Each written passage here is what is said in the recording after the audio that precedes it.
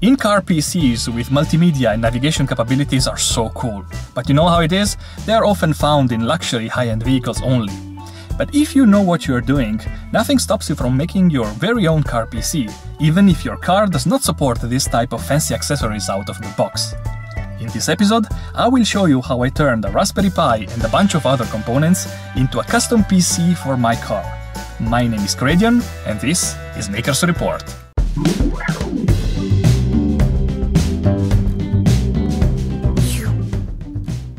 Let's face it, there is nothing more annoying than a long road trip without any music. You see, I love my car, but that piece of junk has very poor multimedia capabilities. I can basically listen to people talk on the FM radio and load one audio CD. Just one! So that's not very much. This means no MP3, no auxiliary inputs, no data CDs, no USB, no nothing. None of that. So that's why I decided to take up the challenge and design my own car PC based on a Raspberry Pi. So, first question is, what should this car PC do? And I have identified a few features that I really want to implement in this project. First and foremost, I want this car PC to be able to play music and video. Second, I want the car PC to provide the GPS navigation with voice directions. Now, I know, I can slap a standalone GPS unit on my windshield, but where's the fun in that? So we are going to do that as well. Third, I want the car PC to be able to power itself on and off automatically when the engine starts and stops. Next, I would like to implement automatic screen brightness control. I basically would like that automatically when I'm driving in full sunlight, the screen gets brighter so I can read it. And if I enter a tunnel or it's night, I want the screen to get dimmer and dimmer so it doesn't burn my retinas. I like my retinas. Next, I want the car PC to be able to receive audio via Bluetooth. Basically, I want to turn my entire car into a huge Bluetooth speaker. Last but not least, very important, I would like to implement some sort of steering wheel controls. You see, I like safety and I would like to be able to control the car PC without breaking eye contact with the road. Okay, so now that we know what we want, let's have a look at the system we're going to build. Let me start by saying that this project is quite complex and I will be leaving out a lot of detail for the sake of the runtime of this video. I will publish a little more on my blog, link in the description, so if you want to have a chat or a discussion or know a little bit more, see you there, or in the comment section if you feel so inclined. So, surprise surprise, everything starts with a Raspberry Pi. For this project I decided to use a Raspberry Pi 2 Model B. Why not the 3? Well, none of the functions that I'm going to build actually requires the extra power of the Raspberry Pi 3, so I decided to give the old guy a chance. The Raspberry Pi is connected to the official 7-inch touchscreen display. This device is a bit on the expensive side, but totally worth it. It is recognized automatically under Raspbian, and both the screen and the touchscreen are of very high quality, so totally recommended, especially for bigger or more complex projects like this one. So, let's have a look at the audio system. As I was mentioning, we need to find a way to bridge the gap between the Raspberry Pi, generating the music, and my car radio, which only accepts FM signal. I have found a very nice component, an FM transmitter on Adafruit that can help me bridge this gap. I can basically connect the audio jack of the Raspberry Pi to the input audio jack of the FM transmitter and have my music broadcast inside my car on the FM channel of my choice. But that would be a mistake. Why? Because the Raspberry Pi generates its music using pulse width modulation, or PWM for short. PWM is a very cheap way to generate audio, but it suffers from artifacts and a humming noise that cannot be removed. So I really didn't want to have these problems, so I decided to use digital audio. The Raspberry Pi is capable of generating digital audio using what is called I2S, which is a digital audio port available on the GPIOs. I bought an I2S DAC, which is basically a Raspberry Pi sound card, we can say, that takes the digital signal and turns it into a high quality analog representation, and that is what is connected to the FM transmitter. The GPS subsystem is quite straightforward. I just bought a GPS receiver from Adafruit and an active antenna. The power subsystem is a little bit more convoluted. I have found an intelligent switch on Mouseberry circuits. This switch connects to the 12-volt power of the battery and to the ignition line of the engine. When I switch on the engine, the ignition line goes active and the power switch activates the power to the Raspberry Pi, so the system goes online. That's nice. Then, when I'm done with my driving, the ignition line disappears and the switch communicates this event to the Raspberry Pi using one of the GPIOs.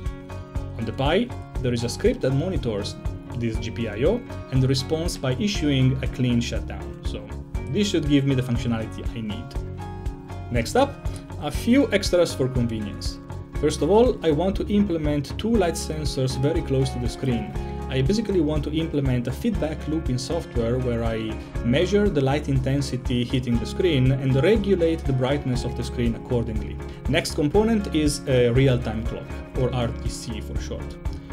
Next, I have a small USB flash memory where I will install program data such as the maps for the GPS software. Then I will certainly need a Bluetooth dongle if I want to turn my car into a Bluetooth speaker. And last but not least, I mark here a keyboard because I want to be able to control the carpc with a small keyboard installed as close as possible to my steering wheel. And last but not least, I've decided to install two panel-mounted Ethernet and USB ports, because why not? Okay, so the initial problem was to put music in my car, and this is what I came up with. This is what happens when I'm left unsupervised for a while. So now it's the time to put some hardware together.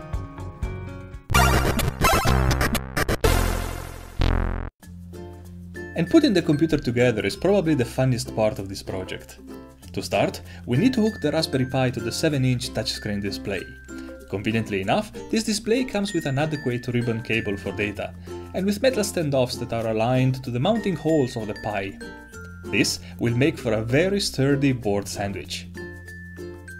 Next up, the audio DAC port goes on top of the Pi, firmly hooked to the GPIO header. For this build, I had already soldered the real-time clock board to the appropriate pins, and hooked the wires that will be connected to all other peripherals. And here's the basic stack in all of its beauty. Then I want to show you this little prototype board I made, where I soldered the FM transmitter and the GPS module. I routed the power supplies and the I2C lines to the top and bottom bus of the prototype board, and soldered a few screw terminals for jumper wires. This allows me to centralize the distribution of supply voltages and control signals to all the satellite peripherals. From here on, it's a matter of connecting all other components. The two light sensors, the internal USB stick, the Bluetooth dongle, the GPS antenna, you get the point. I also designed a custom USB keyboard to control the media center. It's a simple design based on a Adafruit Trinket. The Trinket is an Arduino-compatible development board that can be programmed to emulate a USB keyboard and send valid key codes to the Pi in response to button presses. My personal touch was the inclusion of a PSP thumb joystick for cursor navigation. So, time to perform a smoke test. And it seems to work.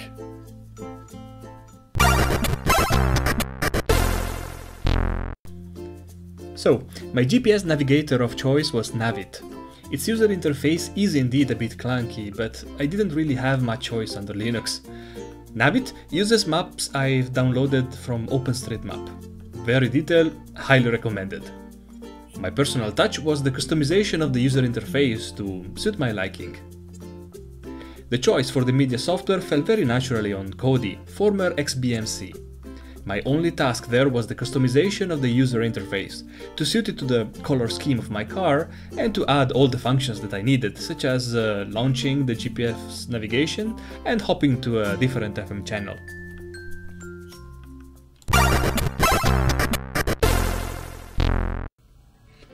Okay, time to test the system.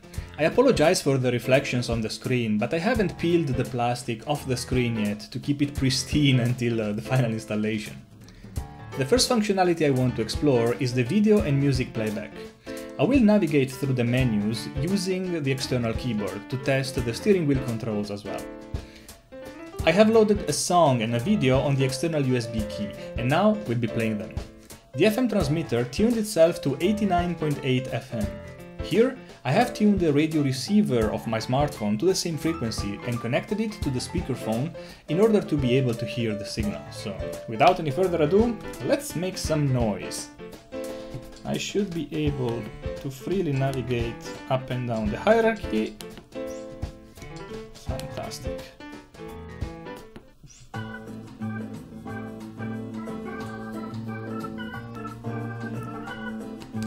So it seems to work. I can pause the music, resume it, and stop it altogether. Okay, very good. I was not expecting a success. Let's see if we can do the same with the videos. I can still navigate up and down, select the source, and if you are a real fan, you should know this one.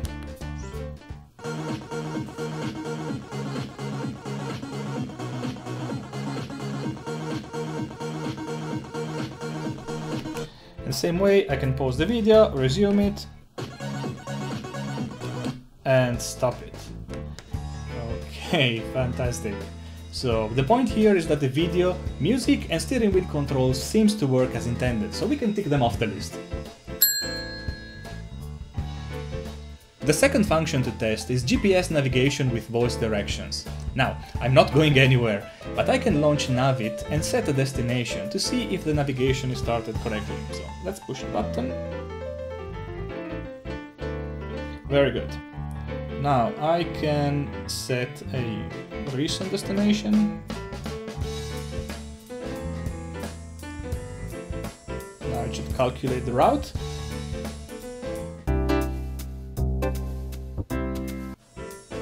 Turn right now onto the street.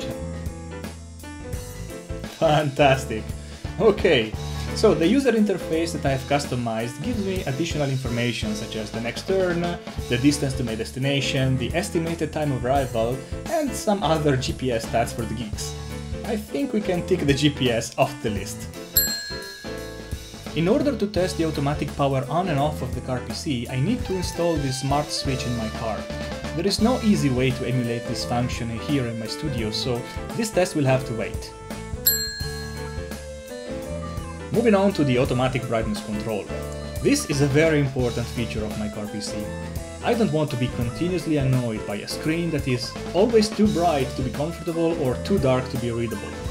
These two light sensors and a small feedback loop in software should do the trick. To test this function, I have my Sun emulator, and I'm about to shine the living hell out of these sensors. This should cause the screen to slowly go brighter and brighter. I don't know if this is visible in the video, but it's definitely getting brighter. Good. So now I remove the sun and I cover the sensors. The carpc should now think it's night, or I'm in a tunnel, and should lower the brightness to very low levels. Again, I don't know how visible it is, but there we go. It's done. Excellent. Another feature has been proven. Last but not least, Bluetooth audio. You know the drill. The perfect album for the trip is there in your phone, and there is no easy way to move it to a USB key. This is where Bluetooth comes to the rescue. Also, establishing a Bluetooth link between my smartphone and my carpc allows me to use my car as a speakerphone during phone calls, or Skype, or WhatsApp, or whatever cool kids use these days. I have paired my smartphone to my carpc, and I'm about to play some more Pac-Man's Revenge, so here we go!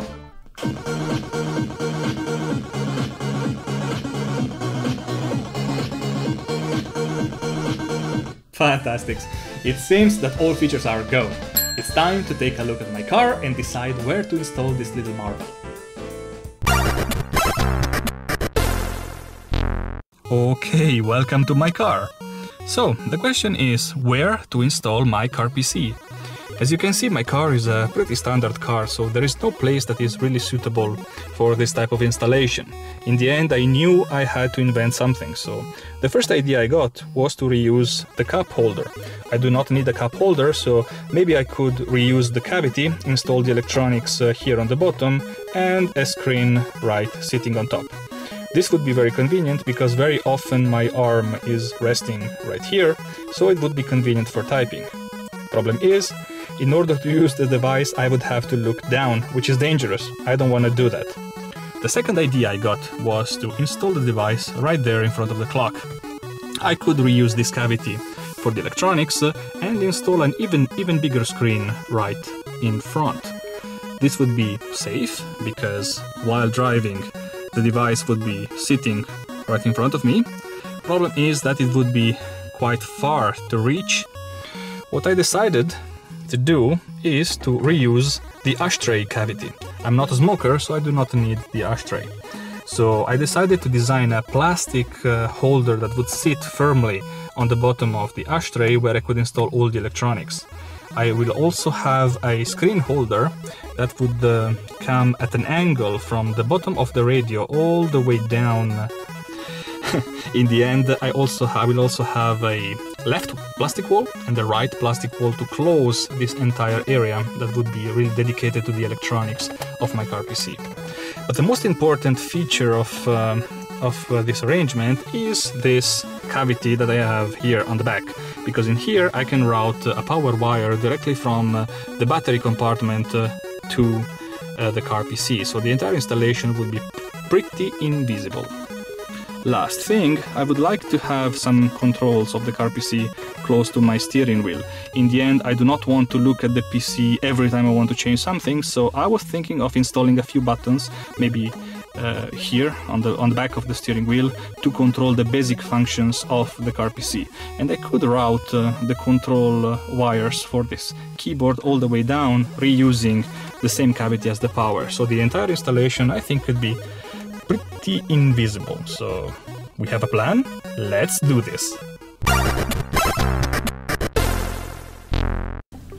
So, time to have a look at the case. I designed the whole thing in SketchUp under Windows, starting from a single rectangle and extruding all the volumes one by one. In order to get the measurements right, I decided to build a few paper models of each part and refine them until they fitted my car perfectly. And if I learned something here, it's that papercraft is not my art. By a long shot. Anyway, I exported the final design to the Collada format and sent it to Shapeways for printing. In the end, I was quite pleased with the result, and I had just a few details to fix here and there with a Dremel tool. Because, believe me, it does not matter how accurate your paper model is, it isn't. All parts are held together by screws. However, given that I do not really trust the ability of a cheap M2.5 screw to carve a decent thread in nylon, I decided to slot some brass nuts on the interior side of every screw hole. I used epoxy glue, some patience, and I would say a lot of regret every time the glue ended up flooding the threads, and it happens. The side panels are quite boring, sporting several uninspired slots for ventilation and holes for the panel-mounted USB and Ethernet ports.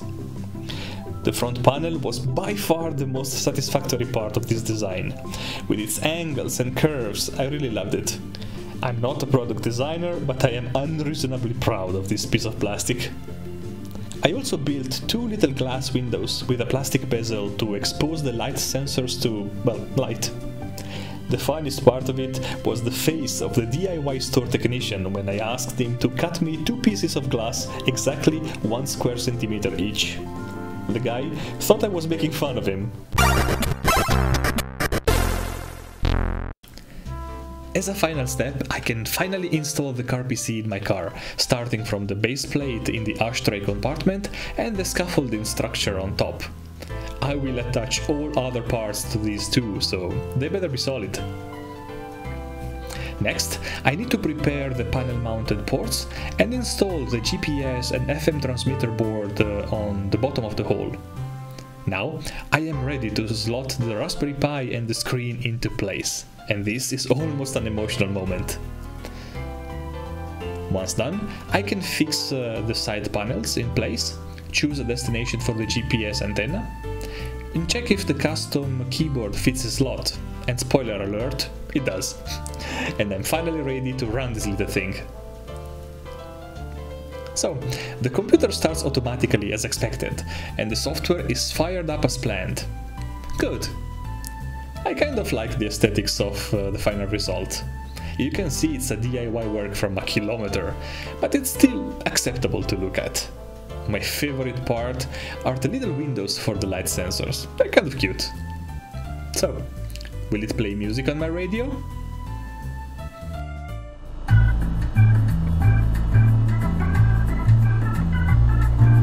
Good, it works. And the audio quality is better than expected. And what about video playback?